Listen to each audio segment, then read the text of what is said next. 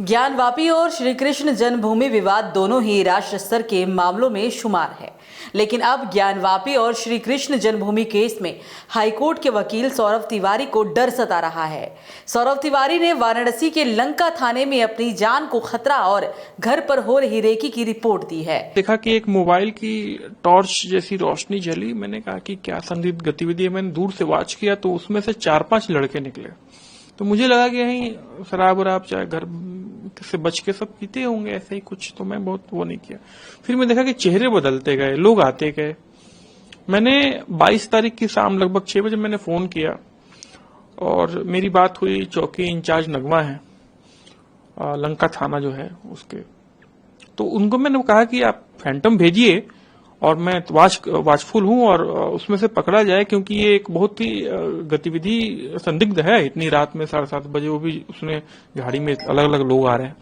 Phantom आई तो हमने उसमें से 2 लड़के भाग गए, बाकी इधर उधर भाग गए और एक लड़का पकड़ा गया। मैंने पकड़ लिया, उसके मुंह से काफी स्मेलिंग आया, तमाम बातें थी। सीसीटीवी में सब रिकॉर्ड भी है, जब वो बहुत ही हिलते डुलते जा रहे हैं हमारे घर के पास। मैंने जब सुपुर्द किया थाने में, मैंने कहा कि जो भी नेसेसरी एक्शन हो आप देखिए। मैं भी इंक्लाइन नहीं था, मुझे लगा कि ऐसे ही सब सिंपल माने लड़के हैं, कोई चिंता की बात नहीं है। मैंने थाने में फोन भी नहीं किया। एनीवे उन्होंने जो भी कुछ भी किया हो।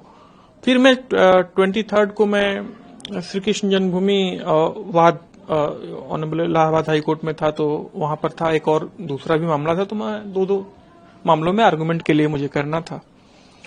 तो मैं वहां गया ऑनरेबल इलाहाबाद हाई कोर्ट। तो आया शाम को, तो फिर संदिग्ध गतिविधि कहीं दिखी मुझे, लड़कों का आना जाना। रिपोर्ट के आधार पर पुलिस ने एफआईआर भी दर्ज की है। वकील सौरभ तिवारी को सुरक्षा की चिंता है। उनका कहना है कि वो सक्रिय रहते हैं। सौरभ तिवारी का कहना है कि इलाके में संदिग्ध लड़कों की वजह से परेशान है। अचानक एक स्कूटी आई, मैं खड़ा था, वो मुझे जो गाली देना धुआंधार चालू किया और धमकी देना। ये तो गनीमत है कि सीसीटीवी में मेरे वॉइस रिकॉर्डिंग भी है, तो वो चीज भी आ गई है। बहुत सारी बातें तो नहीं आ पाई हैं, बट फिर भी आ गई है मैक्सिमम चीजें। लगा तो मैं बहुत भांपने लगा। मैं थोड़ा सा डर क्या कहेंगे उसको, सतर्कता कहेंगे। और डर जो है वो इनर डर तो रहता ही हर कोई किसी के लिए। वो बहुत धमकी देने लगा। हम सोचे कि ऐसा तो नहीं है कि ये सब ग्रुप में आए हैं और हमला करने के लिए। मैं तुरंत बाहर वहीं खड़ा था। मैं भापा 1-2 मिनट उसकी गतिविधि को। उसके बाद मुझसे रहा नहीं गया। मैंने कहा जो होगा देखेंगे। मैं दौड़ा लिया हूं। मैं भी इधर से पीछा किया। तब तक वो भाग जरूर गया, लेकिन उसके पहले धमकी वमकी पूरा एकदम गाली वाली जितना देना था सब कुछ तो साक्ष्य है सब चीजों के। उसके बाद मुझे लगा कि ये जिस बच्चे को, जिन लड़कों को मैं थाने में चौकी भिजवाया, वो आके इस कदर कर रहे हैं, तो उनके लिए कई कदम आगे बढ़ना भी मामूली बात नहीं है। ज्ञानवापी और श्री कृष्ण जन्मभूमि विवाद दोनों ही राष्ट्र स्तर के मामलों में शुमार है, लेकिन अब ज्ञानवापी और श्री कृष्ण जन्मभूमि केस में हाईकोर्ट के वकील सौरभ तिवारी को डर सता रहा है। सौरभ तिवारी ने वाराणसी के लंका थाने में अपनी जान को खतरा और घर पर हो रही रेकी की रिपोर्ट दी है।